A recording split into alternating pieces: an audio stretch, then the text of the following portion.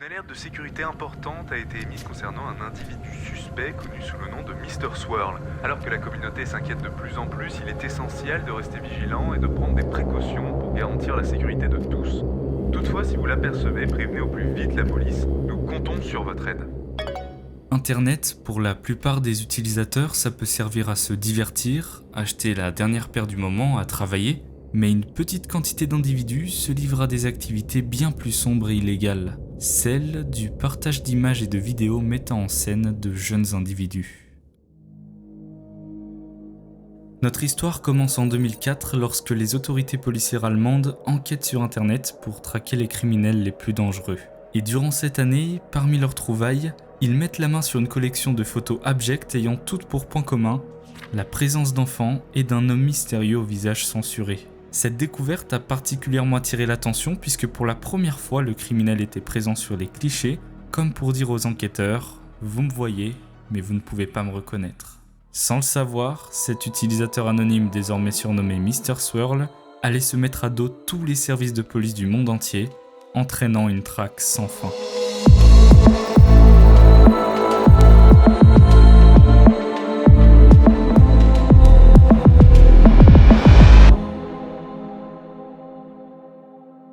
Bonjour et bienvenue dans cette nouvelle vidéo. Aujourd'hui on va parler de la traque qui a été la plus médiatisée et opérée par Interpol, le cas de Mr. Swirl. Alors prenez-vous un petit truc à manger ou à boire, comme du Oli par exemple. Pour ceux qui ne connaissent pas encore Oli, c'est la marque d'Ice Tea et de boissons énergisantes du moment et il y en a pour tous les goûts. Perso, celui que je préfère de la gamme énergisant, c'est sans aucun doute Mangue Kiwi, qui m'accompagne durant mes longues sessions de montage ou encore mes sessions d'écriture. Si vous n'êtes pas encore familier avec Oli, ils vous mettent à disposition des packs de découverte de chaque gamme vous permettant de découvrir toutes les saveurs. Et pour les plus aventureux, ils lancent leur calendrier de l'Avent pour les fêtes de fin d'année, composé de 24 goûts et d'une bouteille en verre. S'il s'agit de votre première commande, vous pouvez utiliser le code VISION5 qui vous donnera 5 € de réduction.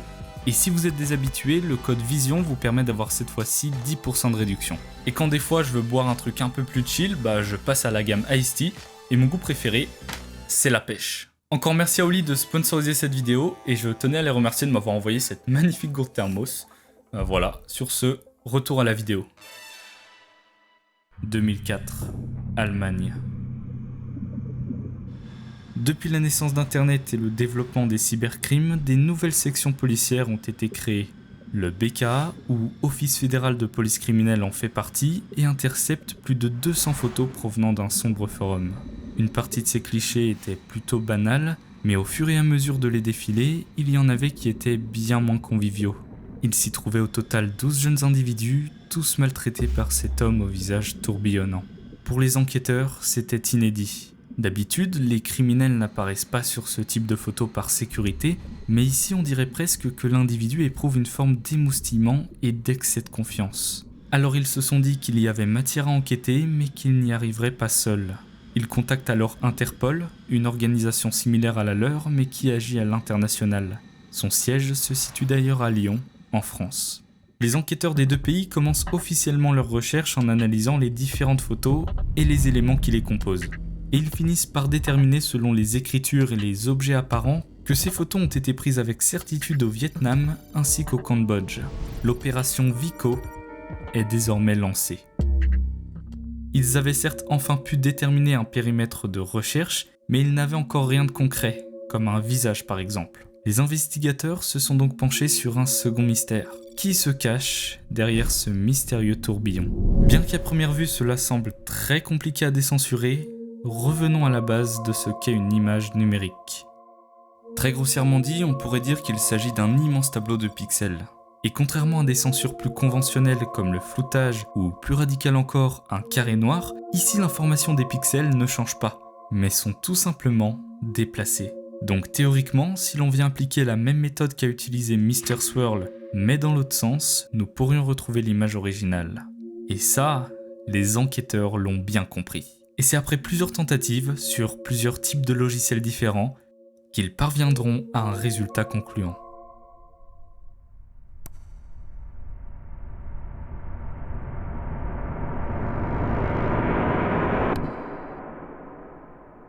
Les enquêteurs avaient enfin pu décrocher leur seconde victoire. Ils avaient enfin réussi à mettre un visage sur l'homme qui avait commis tant d'atrocités. Ils ont donc désormais un secteur et un visage, mais cela n'est pas suffisant. Il leur manquait un nom. Cette information, ils ne parviennent pas à la trouver à ce moment-là. En revanche, l'enquête avance d'un cran lorsqu'ils ont mis la main sur une adresse IP. Effectivement, Mr. Swirl avait commis une autre erreur. Cette information a été retrouvée depuis son profil MySpace, ce qui a donné à la police une troisième localisation, Vancouver, au Canada. Nous sommes désormais au début de l'année 2005 et Interpol se décide à envoyer les informations dont elle dispose à la police de Vancouver, mais cela ne donnera rien. Et à partir de ce moment, l'enquête ralentit. Les enquêteurs ne trouvent plus d'éléments supplémentaires, laissant un long silence planer jusqu'en septembre 2006, où l'espoir est au plus bas.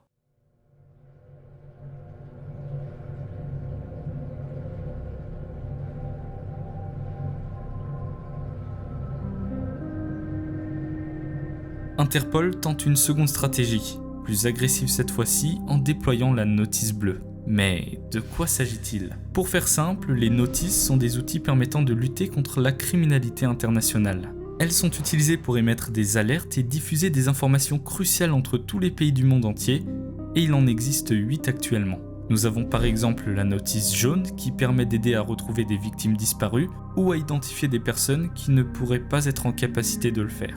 Nous avons aussi la notice bleue, utilisée pour recueillir des informations complémentaires sur des individus, et c'est celle-ci qui sera choisie. Interpol fait alors part de cette enquête à toutes les polices du monde entier, en espérant la faire avancer. Effectivement, à partir du moment où ils ont découvert que sa présence pouvait se situer en Asie, tout comme en Amérique, ils ont vite compris que Mr. Swirl pouvait se cacher n'importe où sur le globe. Mais une nouvelle fois, rien. Malgré le partage de l'information à plus de 186 pays, c'est un nouvel échec.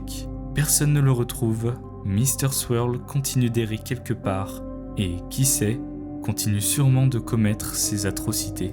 Mais les autorités ne pouvaient pas s'avouer vaincues. Pour la première fois depuis sa création en 1923, l'organisation allait créer un véritable raz-de-marée en lançant un appel public mondial.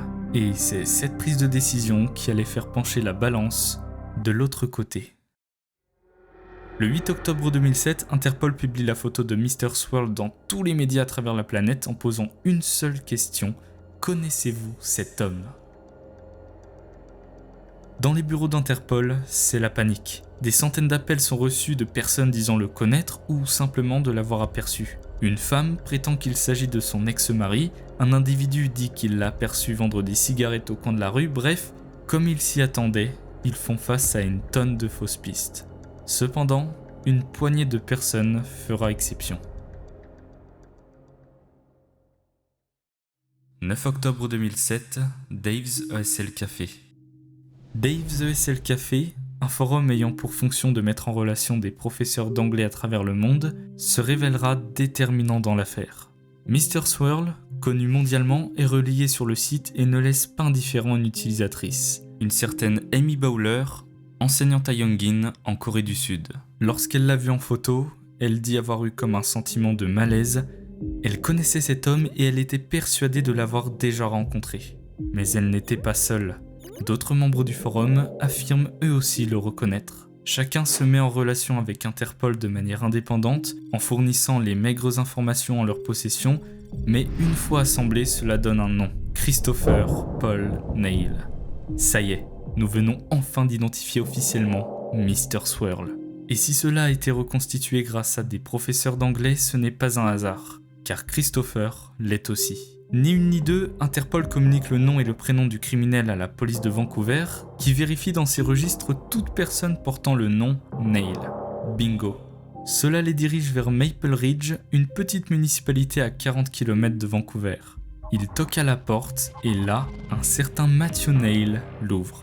C'était son frère. Matthew, en voyant les photos que lui tendent les enquêteurs, s'effondre.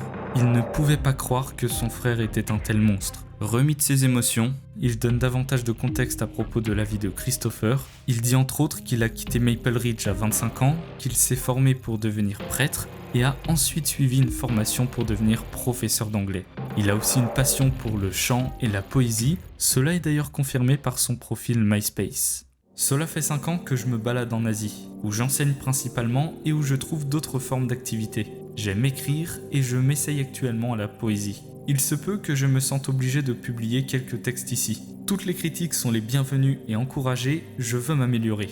J'adore enseigner, je n'en ai jamais assez. J'aime le théâtre, les comédies musicales et en Corée, vous me trouverez souvent dans la salle de chant. Je ne peux pas dire que j'ai une très bonne voix, mais c'est amusant.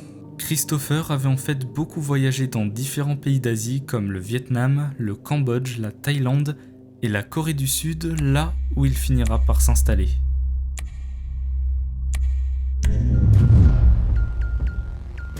En apprenant qu'il est actuellement l'homme le plus recherché du moment, il met les voiles. Il laisse un message à ses collègues disant qu'il doit partir pour une urgence familiale. La police arrive quelques heures après, mais c'était déjà trop tard. Christopher, pendant ce temps-là, se trouve déjà à l'aéroport et s'apprête à embarquer pour la Thaïlande, destination où des personnes vont pouvoir l'aider dans sa fuite. Mr. Swirl prend son ticket, passe sans accroc tous les systèmes de sécurité et est même pris en vidéo par les caméras de surveillance, mais personne ne l'arrête. Et la raison est simple, l'alerte d'une potentielle fuite en avion a été donnée trop tard par les autorités. Mr. Swirl avait déjà atterri à Bangkok, à près de 4000 km de là, et échappe une nouvelle fois de peu à son arrestation. Christopher est directement pris en charge par son petit ami travesti du nom de Home. S'il se rendait régulièrement là-bas, c'était pour lui rendre visite et visiter le pays ensemble. Mais actuellement, la mission était moins paisible. Il fallait fuir et vite. Alors il roule sur une distance de 150 km afin d'atteindre Pattaya, ville connue pour ses nombreuses plages chaleureuses mais aussi pour son commerce du street. Tristement, malgré les photos rassurantes que l'on peut trouver sur internet, Pattaya regorge de personnes comme Mr. Swirl, car énormément d'enfants sont échangés contre de faibles sommes d'argent. Cet endroit était donc bien connu pour Christopher, qui s'y rend avec son petit ami pour y passer la nuit.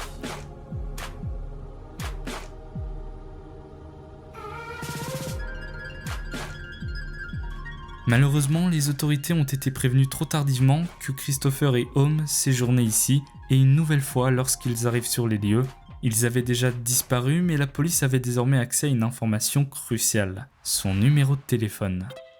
Mr. Swirl, lors de son enregistrement à l'accueil de l'hôtel, a dû renseigner tout un tas d'informations dont ses coordonnées mobiles. Coordonnées qui peuvent être désormais utilisées par la police pour le localiser. 19 octobre 2007. Christopher et Home se dirigent désormais vers le nord du pays et rejoignent un petit village à proximité de Nakhon Ratchasima, une ville à plus de 300 km de Pattaya. Cela fait maintenant plus de 3 ans que l'enquête a été lancée, mais en seulement 10 jours, grâce à l'aide de la population, les autorités sont sur le point de mettre la main sur Mr. Swirl. Le réseau du couple leur a permis de séjourner dans une petite maison à l'abri des regards, mais le téléphone de Christopher, qui fait désormais office de mouchard, ne trahit pas la police. Quelques heures après leur arrivée, alors qu'ils se pensaient tirés d'affaire, les agents se dirigent vers la maison numéro 5 et toquent à la porte. Pris au piège, Christopher Paul Neil n'avait plus d'autre choix que de se rendre. Le 19 octobre 2007 marque la fin de cette chasse à l'homme infernal. Cette photo est la toute première qui a été prise depuis son arrestation. Il est immédiatement conduit à Bangkok et à son arrivée, tout le monde se bouscule. Des dizaines de journalistes le prennent en photo arborant un drap sur la tête. Il est ensuite amené au quartier général de la police et garde un visage inexpressif, sans émotion, impassible, en plus de porter des lunettes de soleil. Une fois en détention, il clame son innocence. La police fait erreur, il n'a rien à voir dans cette histoire. Just to take care and to make sure I can get out of here. That's all. Help me out. Mais malheureusement, du moins pour lui, en août 2007, énormément de preuves sont mises face à lui et finit par admettre une agression, celle sur un enfant de 13 ans. Pour cela, il a été condamné à 5 ans de prison. Oui, c'est tout. Le manque de témoignages, combiné au fait qu'il est jugé uniquement pour les agressions en Thaïlande, explique sa peine légère. Durant ces années, Christopher, alias Mr. Swirl, devait sûrement repenser à ses crimes, comme cette fois où il a utilisé une de ses proies pour en attirer d'autres dans son piège. Christopher logeait une chambre d'hôtel en Thaïlande et il a ordonné à l'une de ses victimes de lui en apporter 2 supplémentaires. Le jeune garçon s'exécute, déambule dans les rues jusqu'à arriver à hauteur d'un cybercafé. En y entrant, il repère 2 enfants, l'un de 13 ans et son petit frère, 8 ans. Il engage alors la conversation et leur dit qu'il connaît un endroit où les ordinateurs y sont plus puissants. Les 2 garçons ne se méfient pas une seule seconde Après tout, c'était un garçon de leur âge qui leur faisait la proposition. Ils se dirigent donc tous les trois vers l'hôtel, entrent à l'intérieur, montent les escaliers et finissent par entrer dans la chambre. Ce qu'il se passe ensuite est indescriptible. Des crimes comme celui-ci étaient devenus une habitude pour Christopher et il est même très probable qu'il en ait commis bien plus que l'on ne pourrait imaginer. Ce qui nous fait dire qu'il y a 12 victimes, ce sont les photos, mais qui ne nous dit pas qu'il en a fait disparaître. Quoi qu'il en soit, en 2012, après avoir purgé ses 5 ans, Christopher est libre. Enfin, il est libre mais pas totalement. Il lui est formellement interdit de fréquenter les parcs et les écoles et d'utiliser un ordinateur ou tout type d'appareil possédant du réseau. Christopher se réinsère dans la société et ne fera plus jamais parler de lui. Malheureusement, ça ne s'est pas vraiment passé comme ça. Seulement quelques mois après sa libération, il est parvenu à se procurer un ordinateur pour apparemment écrire son expérience en prison. Mais que ne fut pas la mauvaise surprise de la justice quand elle a découvert d'autres images choquantes sur son disque dur. Après l'analyse du PC, les détectives ont aussi découvert qu'il utilisait des outils d'anonymisation et des logiciels d'effacement de données. Il possédait aussi un téléphone sur lequel il discutait avec un de ses amis en lui disant « The swirl lives still ». Le tourbillon vit encore, montrant sans doute qu'il ne comptait pas s'arrêter là. Ayant plus qu'enfreint les conditions qui lui étaient imposées, Christopher retourne en prison, mais seulement pendant 5 ans. Nous sommes désormais en 2016 et il est libéré une seconde fois. Jusqu'à aujourd'hui, Christopher Pollnail, autrefois recherché à l'international, déambule tranquillement et librement dans les rues de Vancouver. On espère au moins qu'il est réellement surveillé par les autorités et qu'il n'a plus jamais recommencé. Maintenant, qu'est-ce qu'il faut retenir de tout ça ? Des personnes comme lui, il en existe malheureusement très probablement des milliers et des milliers sur Terre, alors pourquoi l'avoir spécialement pris pour cible ? Je pense que c'est pour donner l'exemple aux autres prédateurs et pour leur dire « Regardez ce que vous encourez si vous continuez ce que vous faites ». Mais pour moi, ça fait clairement l'effet inverse, car on remarque bien les très faibles sanctions qu'il a subies. Je trouve même cela ironique. Cela montre juste qu'un prédateur n'est même pas puni à hauteur de ce qu'il mérite. Interpol y trouve tout de même une sorte de victoire et constate que l'appel international a été plus qu'efficace. Cette stratégie a donc été réutilisée à de multiples reprises dans les années qui ont suivi, permettant d'arrêter d'autres prédateurs à travers le monde.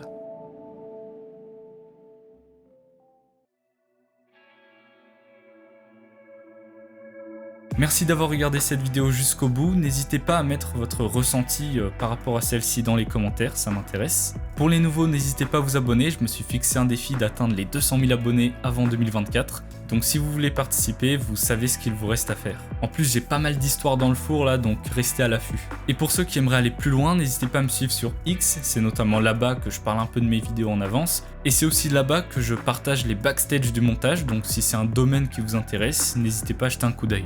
Sur ce, à la prochaine pour une prochaine vidéo, à plus.